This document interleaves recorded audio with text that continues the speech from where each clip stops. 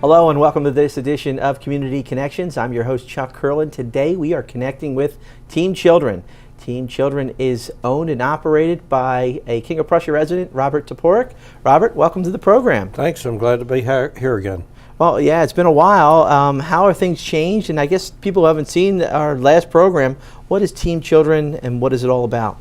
Well, since I was here about 10 years ago, we've now managed to distribute close to 18,000 low-cost refurbished computers to families, schools, and organizations all over the region, including King of Prussia.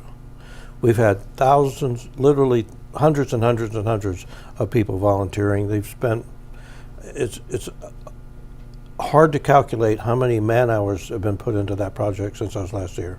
How did you come up with the idea of Team Children? Where did it all come from? And obviously it's been successful because it's been in operation now for over 10 years. Yep.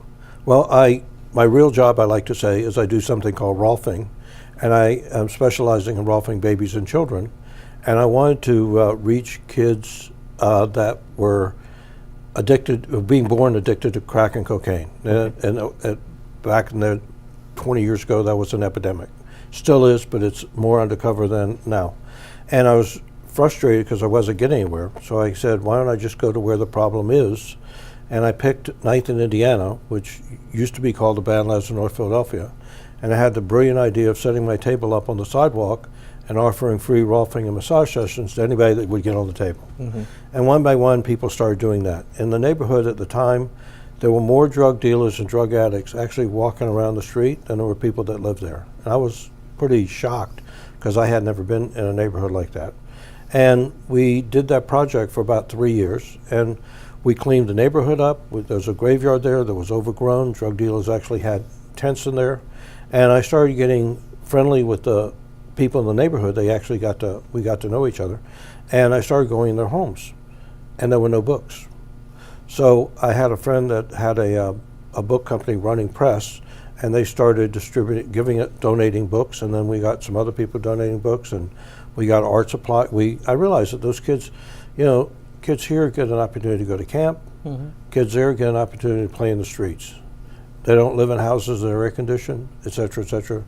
For swimming pools, they open a fire hydrant, which was pretty, and they still do that. This is 2019, and it's still that way. Mm-hmm. So I believe in early childhood education and stimulating children early, and I did that with my son. And by the time he was 2.5, he could literally turn a computer on and play Reader Rabbit, Math Rabbit, and Language Express, which are all brain-based computer programs. So I like to come up with brilliant ideas. I have the brilliant idea that if I could just distribute computers to every kid, every family that lived in that neighborhood, that would be a life worth lived. Mm-hmm. And a number of my clients, rolfing clients, were in the computer business, so they started chipping in and refurbishing the computers, and then we're using still floppy disk drives and stuff like that, if you can remember that period of time.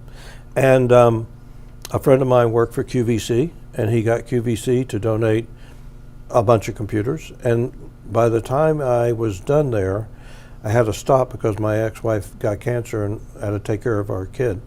And but by the time we stopped, every family in that neighborhood had been given an idea of the power and importance of touch, and they had been given books, and they all had a computer.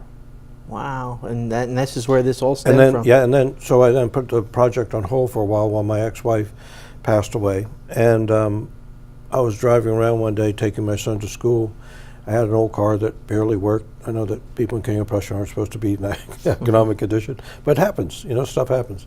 And I decided I needed a project bigger than having a 10-year-old without a mother, being completely broke, having my practice gone down the tubes. I was rolfing people out of my little 2-bedroom apartment. And I came up with this really brilliant idea. By the year 2000, I was going to distribute 2,000 computers. I had no business plan. I had no funding. I had no backers. And I made 40 phone calls. It only takes one yes in life to make something happen. Same thing happened with the project in 9th and Indiana. People would say, I would say, want to come and help us? And they would say yes. So the yeses all add up to making a big difference. And the no's don't matter. Mm-hmm. And so I got one yes from Ed Brooks from Pennsburg. He gave me a building in Jeffersonville. I never met the guy before in my life. Called him up on the phone. After 39 people said no, he said, yes, I think I have something. He donated a building in Jeffersonville, and we went. I had some computers left over that were sitting in a storage bin, and I started making flyers, got a couple of newspaper stories. We started finding people that needed computers. We started finding volunteers, and by the year 2000, we had reached the mark. Wow, and it's all volunteer-based, correct? So 99%. We have very little funding and very little staff, minimal staff. So we're always looking for more volunteers, especially administrative volunteers, graphic designers, public relations, fundraising is one of the biggest areas we need volunteers now. Wow, and a lot of these volunteers are from the local community. They're all from around here. Yep. Wow, that's fantastic. And I guess they get to use this as an experience for, if they're, a lot of them, I'm assuming, are in school, maybe using this, or some of them are out of school now. Some of them are, a large percentage of them during the year are senior citizens. How about that? Who actually don't want to just sit at home. I mean, they work harder for me than they did in their jobs sometimes. Wow. And then on the weekends, it's teenagers from the local area. We have Springford, Phoenixville, Methacton, King of Prussia, all over the region, and they do most of the work on the weekends, on Saturdays, and then on the summertime we have what's called a team computer, whatever you want to call it, and we have anywhere from 10 to 15, 20 kids a day, every day, fixing computers, learning about technology, learning about communication, learning about making a difference. That's a gift to give kids the opportunity to bridge the gap between what they have and what other people don't. So are a lot of these computers refurbished, or do you get brand new computers as well? I wish I'd get brand new computers, but we don't get brand new computers. What we do is we get really great computers for the most part. Some of the larger companies, Acme, SEI, Johnson Matthey, Lockheed, give us they have to refresh their computers because they have to stay up to date with the new technology, and so they give us practically brand new computers sometimes that we wipe the hard drives off and put a new image on. And is it just hard drives, or is it other peripherals? Do they get printers and scanners? We used to get a lot of printers, but I don't want any more printers because 80% of the printers we would get needed ink or didn't work, and we don't have it's just not worthwhile to spend all that time fixing them. So I'm mostly concentrating on computers, laptops, monitors, keyboards, mice, power cords, the essentials of a computer. All right. Yeah, because you said you were providing these computers for a lot of low-income people, and they've benefited from it. Can't tell you how many, 18,000 so far.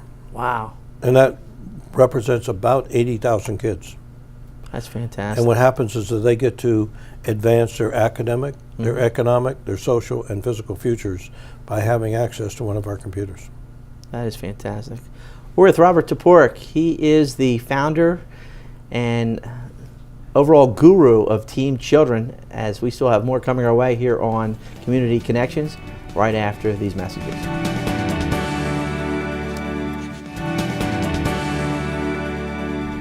Welcome back to this edition of Community Connections. I'm your host, Chuck Curlin. If you're just tuning in, we're with Robert Toporek. He is the owner and founder of Team Children. And as we went to break, Robert, we talked a little bit about what Team Children and what it's all about. The one question I'm curious about is it's a volunteer base, it's a 501c operation. Getting funding and people in the volunteer, how difficult of a task is it? Getting funding is one of the hardest things I've ever done, and I would say if there was any area that so far I failed to be successful with, it's really generating the substantial funding that we need to really expand what we do. I think there ought to be a Team Children in Allentown and Harrisburg and throughout the state, because it gives the volunteer basis. We've given so many kids an opportunity to learn about technology, to learn about community service, to learn about working as a team, to learn about communication, setting goals, and doing diligent work. One of my analogies is, if one thing doesn't work on the rocket ship going to the moon, it's going to explode. So you have to treat this like it's a critical job that you do everything thoroughly. And kids love somebody teaching them about that. And right now we have a certain amount of volunteers that are kind of like adequate in terms of fixing the computers. We don't have enough administrative volunteers. We don't have anybody. We have one person from Audubon. She's a 70-year-old woman, Sandy, who comes in 2 days a week and puts things in QuickBooks. So we need more help with accounting, and we need more help with, I need somebody who really knows how to use Excel, because our databases are so bad off, it's almost embarrassing to let anybody know. And then we don't have anybody working on fundraising, and we could use somebody working on fundraising. And public relations and keeping our media list up to date and communicating. But because every day at Team Children is another opportunity to share a great story. And I was telling you earlier about a teacher from Philadelphia whose wife is dying of cancer, and he doesn't know from one day or 1 week to the next whether he's going to have enough money to pay his co-pays. So rather than having him pay an administrative fee, I asked him to take our flyers back to his school and tell the school about what we're doing. I don't usually do that because I like to give people a hand up and not a handout, but every once in a while there's exceptions. There's a family here in King of Prussia that she's 16, the boy's now 14, and the other kid is probably about 12 now, and they didn't have a computer. And they're in high school in King of Prussia, and they couldn't get their work done. We gave them a computer, a printer, they're like set up. A woman sent me a letter recently that she has a niece in Florida that is waiting on a heart transplant, and her wish was to get an Apple laptop. So we're working on getting her an Apple laptop. So that's pretty much how that goes. And it's not easy running an organization on volunteers, because you never know from one day to the next who's going to show up. So it's not like having employees that you're not going to be here every day. But pretty much we have a group of people that we can count on Wednesdays, group that we can count on most Saturdays, and then Mondays, Tuesdays, and Thursdays it's kind of like as is. We have relationships with Pathway School. We had relationship with Chester County Intermediate Unit. We just don't have the staff to work with that anymore. I'd like to get that going again, and they would bring us kids in the Asperger syndrome that they want to give job skill training to, and we've been doing that for years and years. And so kids who ordinarily are unemployable come spend time with us. And one kid from the Pathway School was so great that he ended up getting a really great job when he graduated the Pathway School in technology. Wow. That's fantastic. So a lot of the volunteers have to have some type of computer knowledge. Actually, they don't. Oh, they don't. And some of them do and some of them don't. We have so many volunteers that have technology skills. We have enough people like me and my administrative assistant now that know enough about the admin part that you don't really have to know that much. You just have to have a heart and be competent and want to help, and then we'll train you in any aspect of whatever we need you to do. Well, yeah, what kind of training is there? Here's a computer, here's a mailing list, here's labels. This mailing has to go out, put these labels on this envelope this way, and there are monitors that need to be cleaned, there are cords that need to be separated, and you just train somebody to do that. Wow.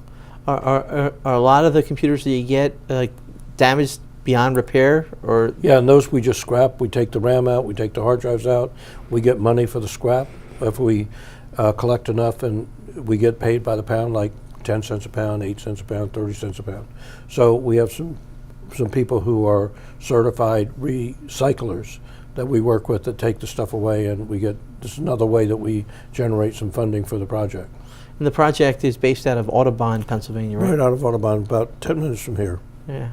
And like you said, it varies on different days on how many people you're coming in. Is there one day that you're guaranteed to have at least 15 volunteers that you know you're going to get a lot of work done? Usually Wednesdays and Saturdays. Okay.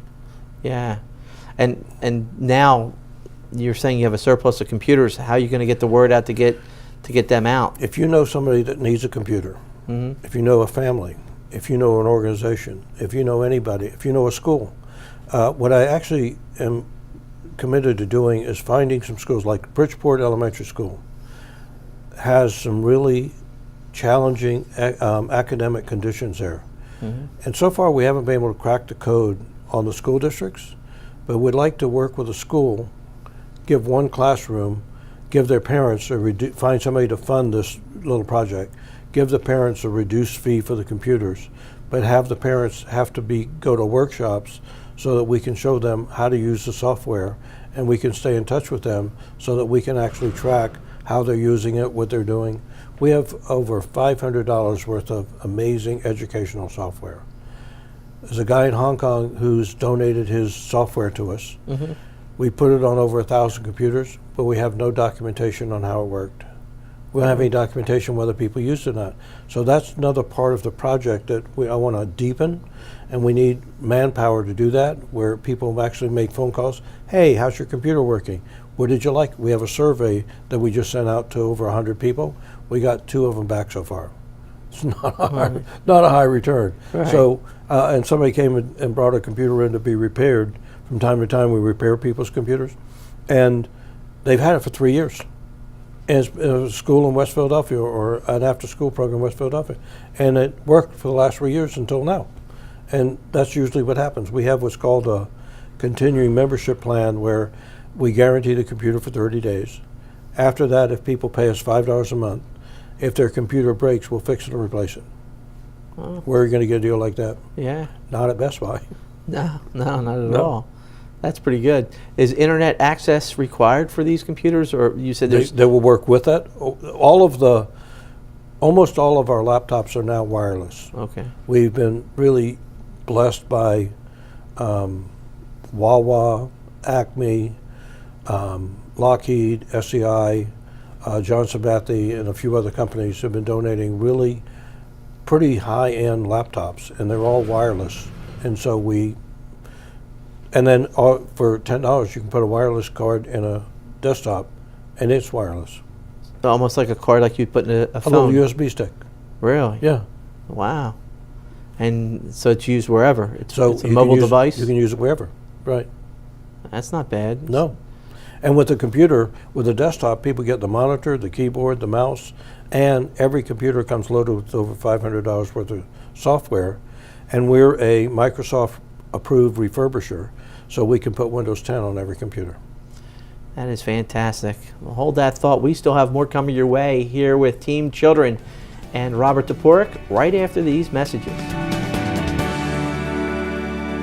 Welcome back to Community Connections. If you're just tuning in, I'm with Robert Toporek. He is the founder of teenchildren.org. And Robert, you gave us a little bit of a background and obviously what details are involved with Teen Children. Where did the idea come from? There must have been something in your background that said, hey, this is something that I can put together to make this thing work and on a different level. Well, I was in Vietnam, and I was there in 1965. We were the first Army ground combat troops to go to Vietnam. The first African American to be awarded the Medal of Honor in the Vietnam War was an African American kid named Milton Olive. He was in my squad. And he ended up jumping on a hand grenade and blowing himself up. He saved 4 other people, and the citation reads beyond the call of duty. I helped put his body back together and carry him out of the jungle. Then, for a reason I'm not going to go into, but it was not the brightest reason in the world, I ended up staying there for a second year, and they say that God works in mysterious ways. Half of our squad had been killed or wounded during that first year, and our first sergeant said, "You're not going to stay in the field while I'm here." So he sent me up to headquarters, and I ended up being the non-commissioned officer in charge of what was called our Battalion Civil Affairs Program. I had a group of wounded soldiers, and we used them to build schools, a playground. We built a health center. We fed an orphanage, and it was all kind of by the seat of my pants. There was no manual on what to do. They said, "Here's your Jeep, here's your hut, here's your men, this is what you need to do." And so little by little, I learned how to scramble and scrap and manage those guys that would under ordinary conditions be slackers, but they weren't. They were great guys. They showed up every morning and went to the village and worked hard and built these buildings. So that kind of shaped my and there were kids there, and Right. they were being taken care of by each other. Wow. So I was really enamored by the resiliency of children, especially children in hard conditions. So one thing led me to another, and I went to Knighton, Indiana, and that's where it all started. So the very first computer we distributed was to a family at Knighton, Indiana. We gave them over the years about 7 or 8 computers. They have a kid who, at the time, it was too dangerous to go out and play, so he used to stay in the house and play on his computer with the software that we gave him.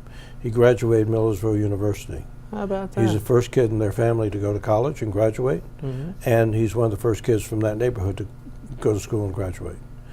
Here we take going to college for granted. It is not happening at Knighton, Indiana, in places like that. Right.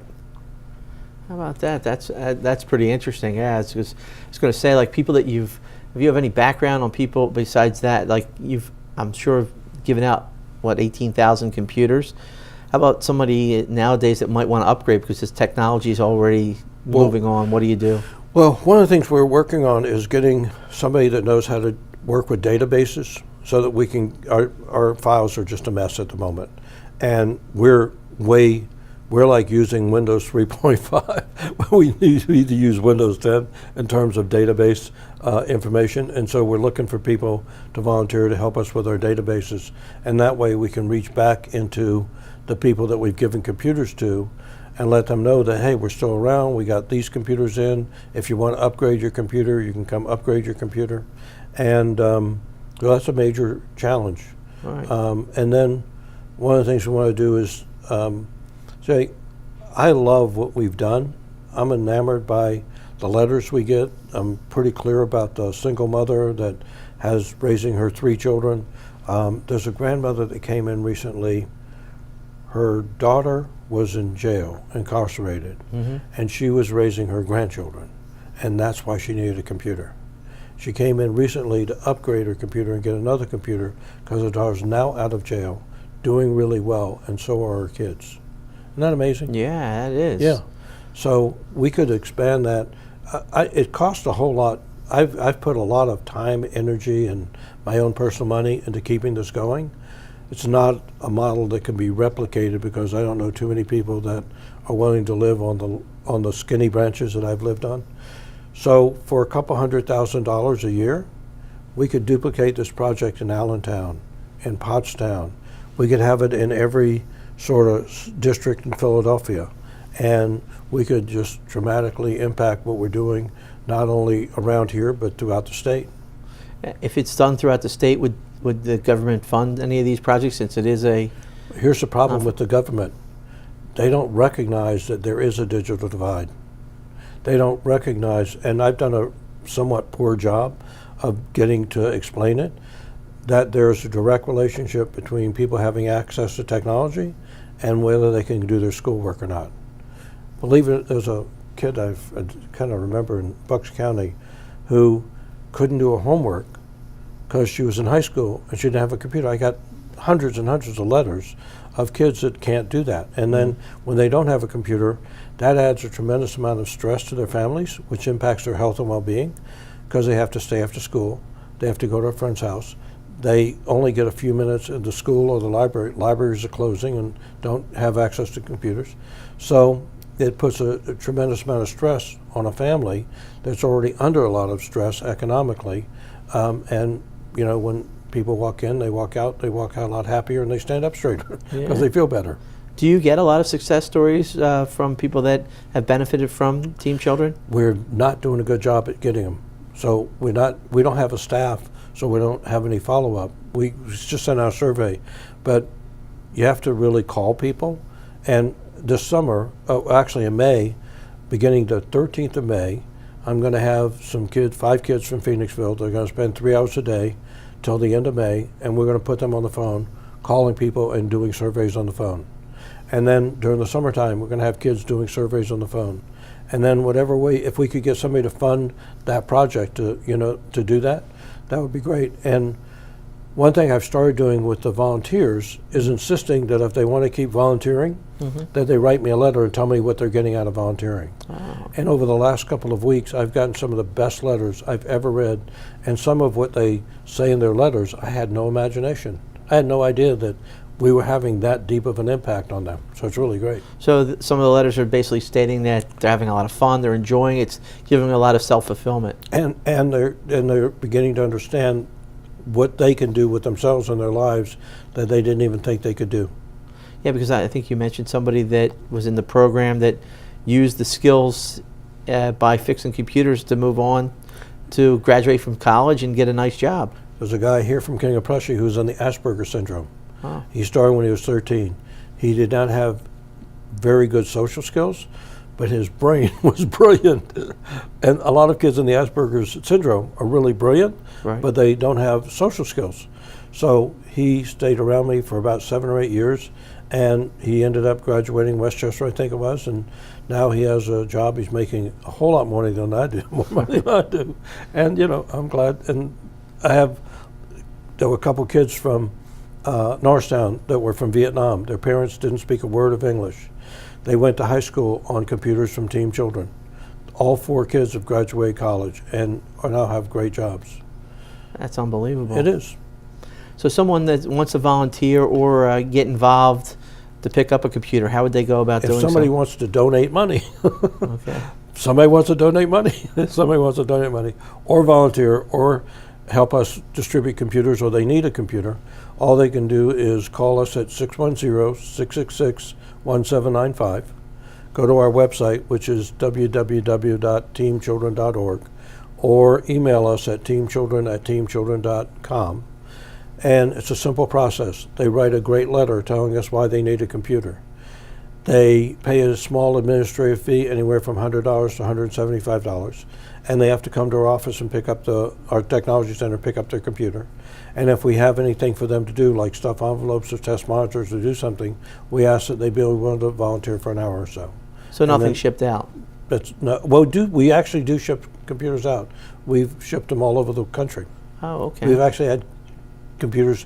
We just had somebody come and get 10 computers that went to Kenya. Oh, wow. And a school in Kenya now has 10 laptops. That is fantastic. Well, Robert, I'd like to thank you for being our guest here today on Community Connections. Well, thank you. From all of us here at UMGA TV, I'm Chuck Curlin. Thank you for watching this edition of Community Connections.